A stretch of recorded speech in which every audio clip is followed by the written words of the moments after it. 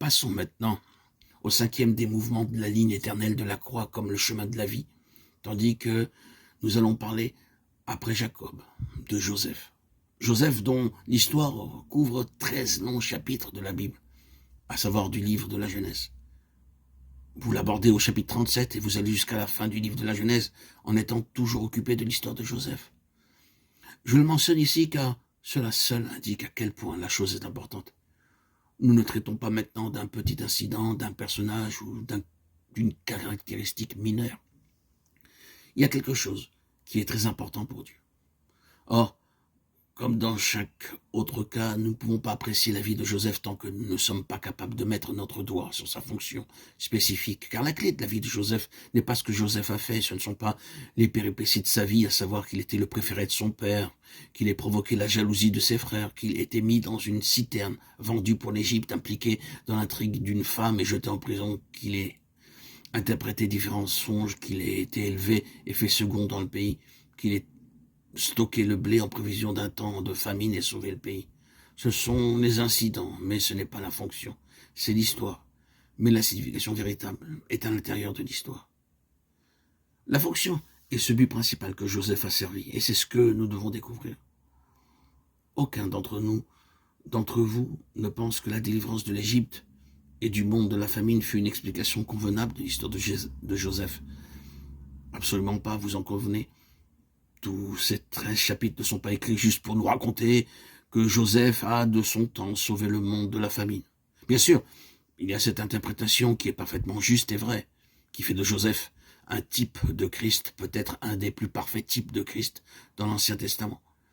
Mais lorsque vous avez dit tout ce que vous pouviez dire à ce propos, vous n'avez pas épuisé l'importance de Joseph et vous vous êtes laissé avec cette fonction particulière dont nous parlerons dans les prochains audios.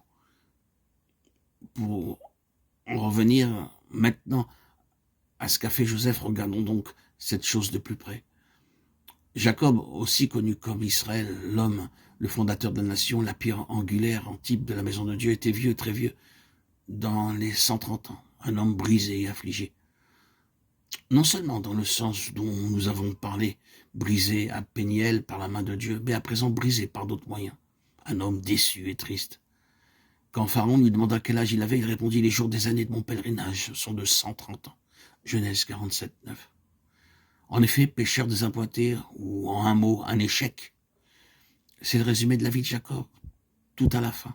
130 ans de déception, de chagrin, d'échec. C'est ici la première partie.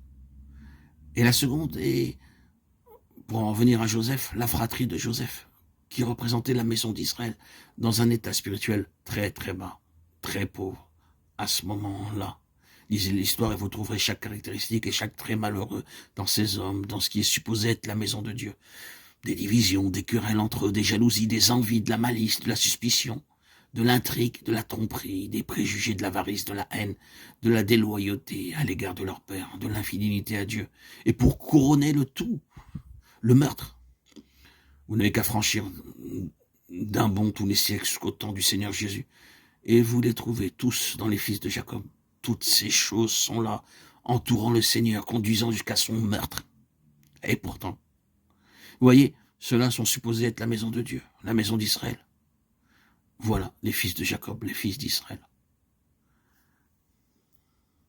En outre, ils étaient sur la terre promise, mais totalement et absolument impropre au lieu où ils se trouvaient.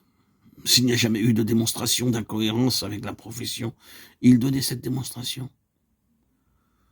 Lorsque vous pensez à tout ce que la terre promise représentait dans la pensée de Dieu et typifié quant à la pensée de Dieu pour son peuple et qu'ensuite vous trouvez des personnes comme cela dans la fonction, vous dites, voilà, une contradiction flagrante. Il n'y a aucune concordance entre leur position et leurs conditions. En projetant directement cela sur son interprétation spirituelle, il est possible d'être en Christ et d'être une contradiction à Christ, totalement incompatible avec la position revendiquée et professée. Ensuite, la famine. Dans la souveraineté de Dieu, une situation mondiale de famine et de désastre menaçant atteint et concerne la maison d'Israël. Elle la touche, peut-être d'une manière plus intense qu'elle ne touche n'importe qui d'autre. Voyez, la souveraineté de Dieu. C'est pourquoi j'ai dit que personne ne pense que la vie de Joseph doit être expliquée uniquement par la délivrance de l'Égypte, de la famine. Dieu travaille profondément en relation avec son propre dessein, très profondément en rapport avec sa maison. Et donc, nous le répétons, dans sa souveraineté, cet état de catastrophe imminente frappe la maison d'Israël et touche cette maison très intensément. Réellement, c'est là où l'œil de Dieu repose. Il travaille là, faisant les choses à grande échelle. Mais vraiment, il a son œil sur elle. Il l'a toujours eu. Il se souvient d'Abraham, son ami, et c'est là où son œil repose. Il s'agit de l'objet de sa pensée, à l'heure actuelle. Bien-aimés, frères et sœurs en Christ, chers amis, ce principe est apte à une implication très étendue. Très souvent, Dieu provoque de grands désastres, de grandes calamités sur le monde dans le but d'obtenir un peuple hors du monde. Ainsi, Dieu avance avec une sagesse et une pensée profonde.